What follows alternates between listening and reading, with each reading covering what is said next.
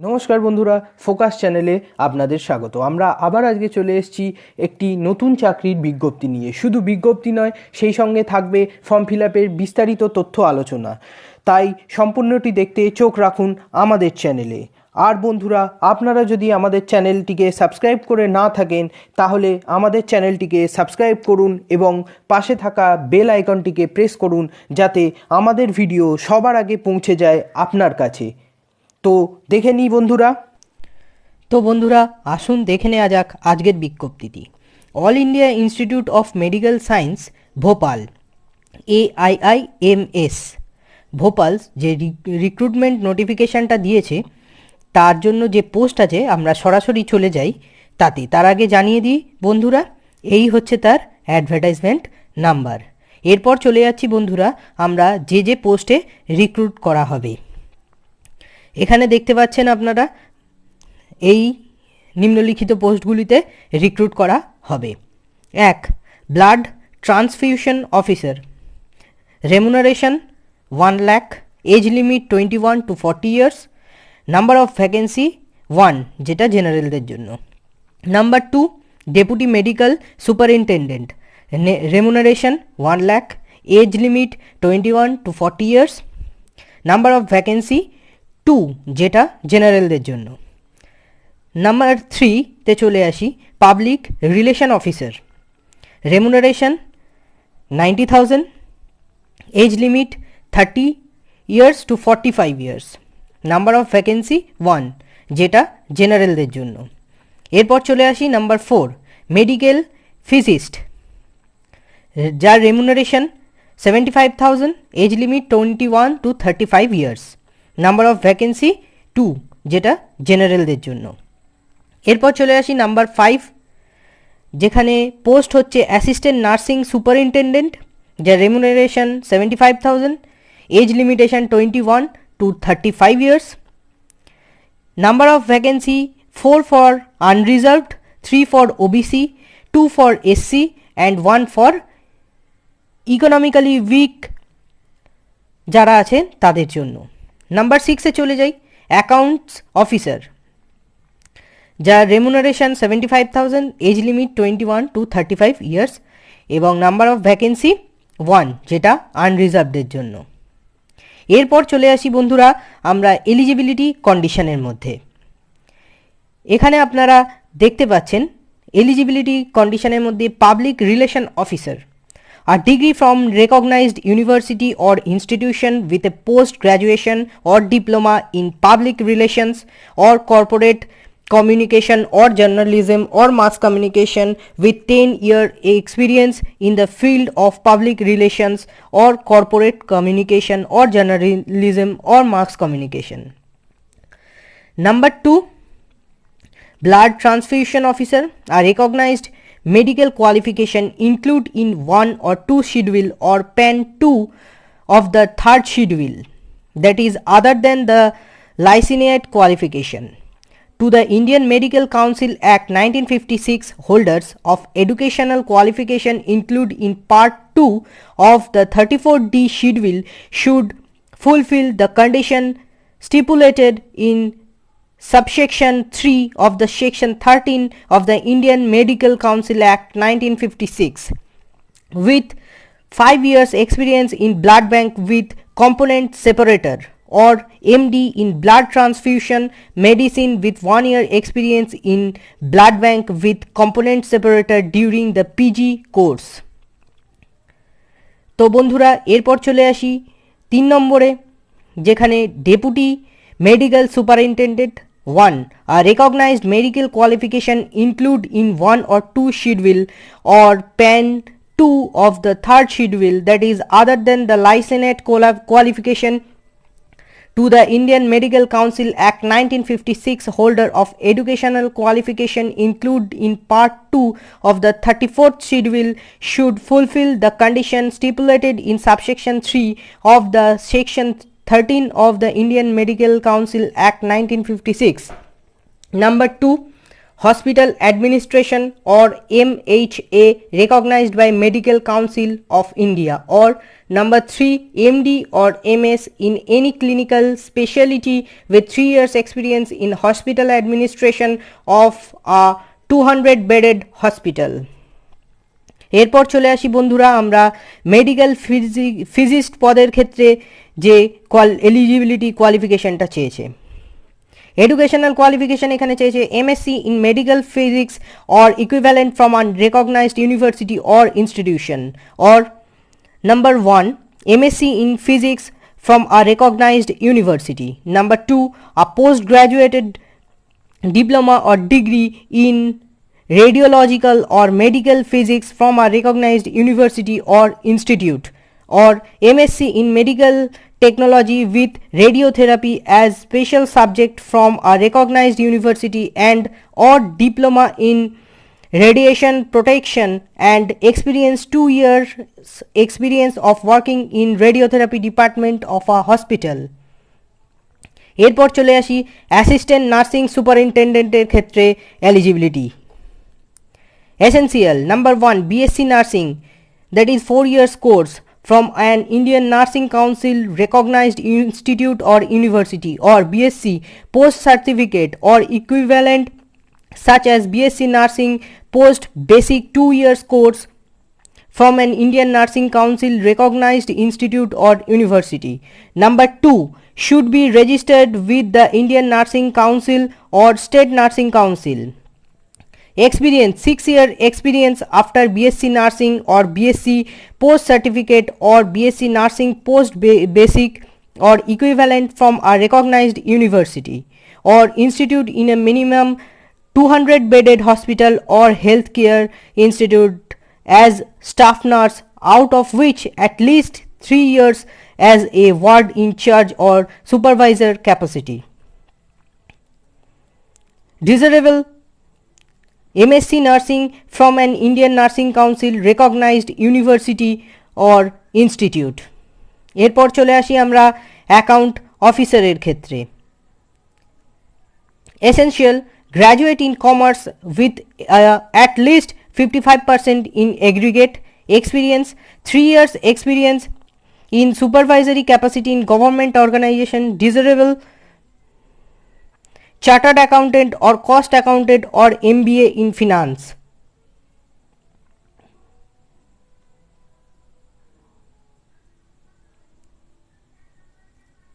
এরপর বন্ধুরা আপনারা এখানে কিছু ইম্পর্টেন্ট নোটস দেখতে পাচ্ছেন, তার মধ্যে থেকে আপনাদের জানিয়ে দিই এর লাস্ট ডেটটি হলো যেদিনকে এর রাজ্যে তথা এই দেশে লকডাউন সম্পূর্ণভাবে উঠে যাচ্ছে ঠিক তার থেকে 2 সপ্তাহ বাদে যে দিনটি পড়ছে সেই দিনটি এটির লাস্ট ডেট হিসেবে গণ্য করা হবে। তো বন্ধুরা আপনারা যে ইম্পর্টেন্ট নোটসগুলোর মধ্যে এটি একটি গুরুত্বপূর্ণ, তাই এটাকে একটু ভালো করে দেখে নেবেন।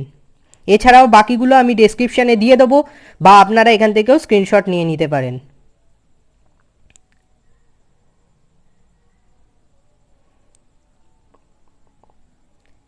এরপর চলে আসছি বন্ধুরা আমরা অ্যাপ্লিকেশন প্রসেসের ক্ষেত্রে। এখানে বলে দিয়েছে যে আপনাকে ভারতীয় নাগরিক হতেই হবে 7A of the citizenship act 1955 এর আন্ডারে। এছাড়া আপনারা অ্যাপ্লিকেশন ফর্মটা এই ওয়েবসাইট থেকে ডাউনলোড করতেও পারেন, যেটি একটু হাইলাইট করা আছে। এছাড়া আপনারা এই অ্যাড্রেসটিতে আপনাদের অ্যাপ্লিকেশন ফর্মটি পাঠাবেন। মনে রাখবেন যেদিনকে লকডাউন উঠবে ঠিক তার থেকে 2 সপ্তাহ পরে যে দিনটি পড়বে সেটি লাস্ট দিন, তার বিকেল 5টার মধ্যে আপনাদের অ্যাপ্লিকেশান পৌঁছতে হবে। এছাড়াও এখানে বলা হয়েছে যে যদি আপনার কুরিয়ার সার্ভিস বা পোস্টাল সার্ভিসের জন্য কোনো ডিলে হয় তার কারণে ভোপাল এইমস এর কোনো দায় নেবে না। আর অ্যাপ্লিকেশানটা কোনো রকমভাবে আপনারা ইনকারেক্ট দেবেন না, যেটা তাদের দ্বারা রিজেক্টেড হতে পারে। এরপর চলে আসি বন্ধুরা অ্যাপ্লিকেশন ফি এর ক্ষেত্রে। অ্যাপ্লিকেশন ফি জেনারেল আর ওবিসিদের ক্ষেত্রে 2000 টাকা ধার্য করা হয়েছে। এছাড়া demand draft director of AIIMS ভোপালের এগেনস্টে এটা করা হবে। আচ্ছা, ফিটা কিন্তু কোনো রকমভাবেই রিফান্ডেবল নয়। আর যারা পিডাব্লিউডি মানে ফিজিক্যালি হ্যান্ডিক্যাপড এসসি আর এসটি তাদের কোনো ফি লাগবে না।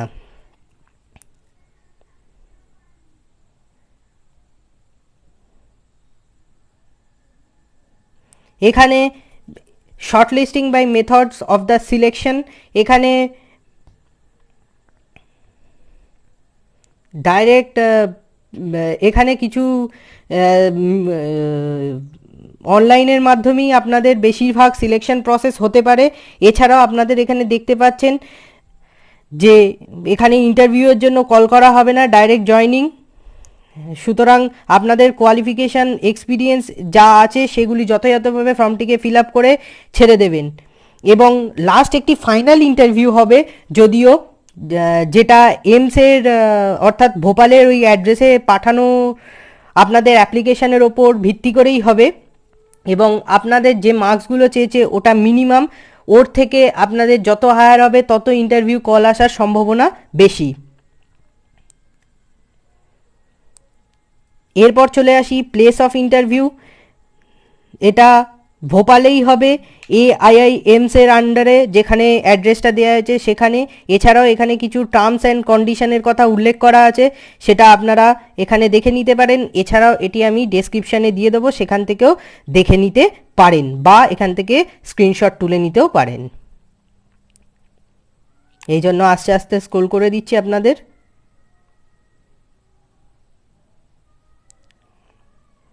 দেখে নিন বন্ধুরা।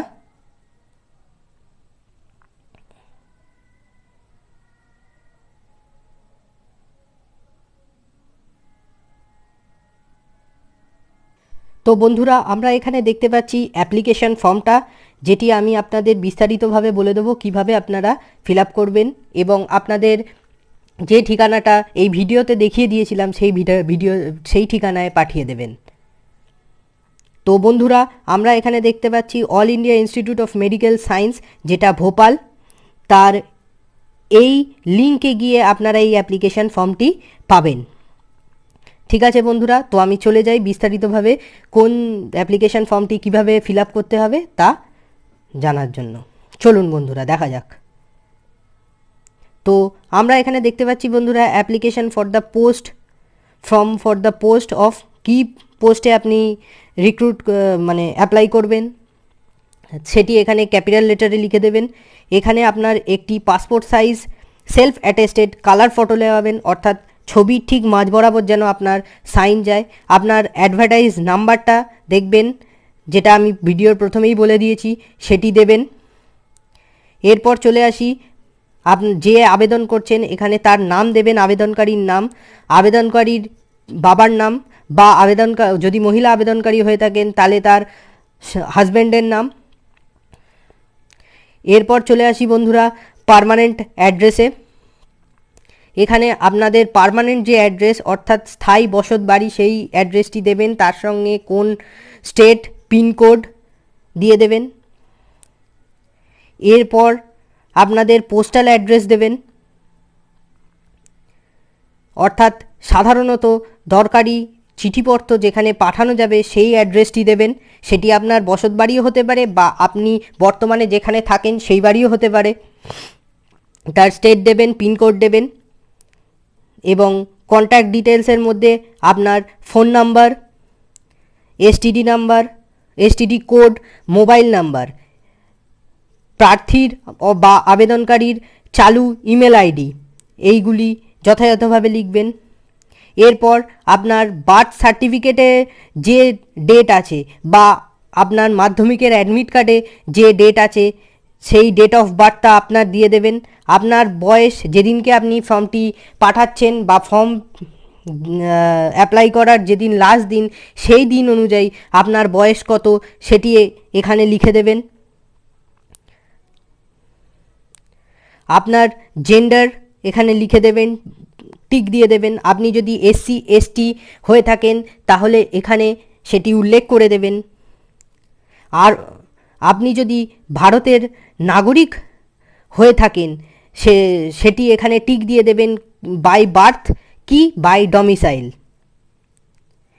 এরপর চলে আসি বন্ধুরা, আপনি যদি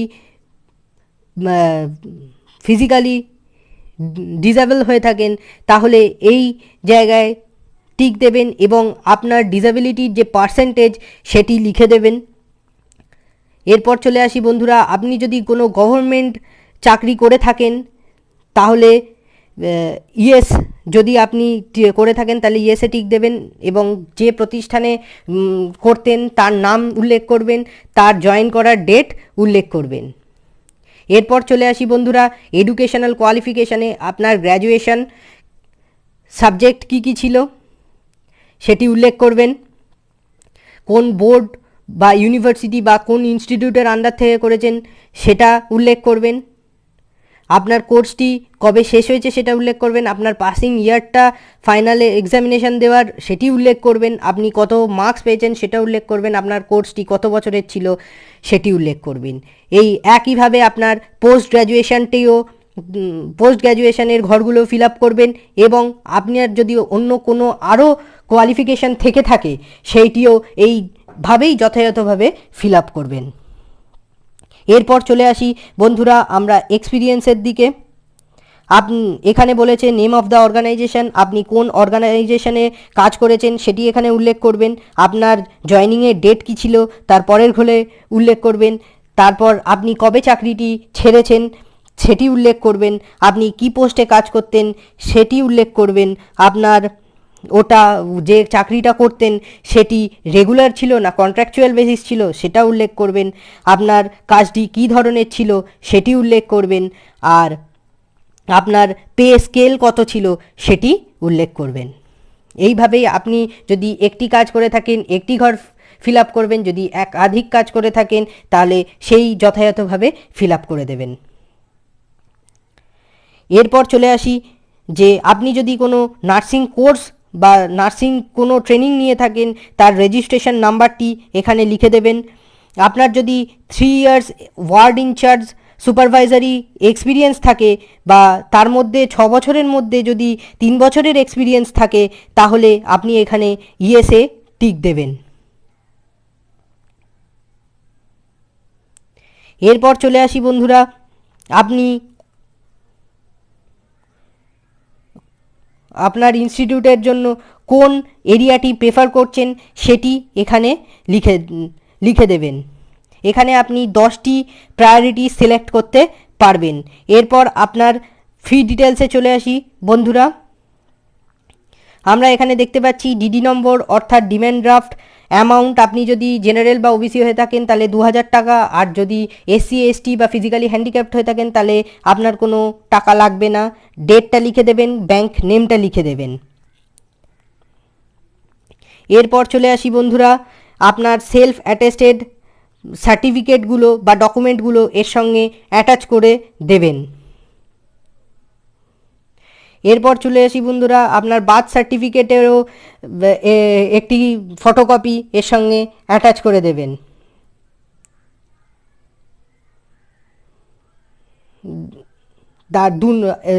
এক নম্বরে এটা দেবেন, 2 নম্বরে দেবেন আপনার যে কোয়ালিফিকেশান আছে সেইটি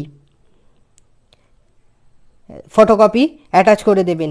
3 নম্বরে চলে আসি, আপনার যে এক্সপিরিয়েন্স আছে সেই এক্সপিরিয়েন্সের যে প্রমাণপত্র তার একটি করে ফটোকপি এর সঙ্গে অ্যাটাচ করে দেবেন। এরপর আপনি এই ইনস্ট্রাকশানটি পড়ে নেবেন, পড়ে নেওয়ার পর এখানে আপনার বর্তমান প্লেস দেবেন, তারিখ দেবেন, আপনার সিগনেচার এখানে করবেন এবং আপনার পুরো নামটি এখানে লিখবেন ব্লক লেটারে। তো বন্ধুরা আজকে এই পর্যন্তই।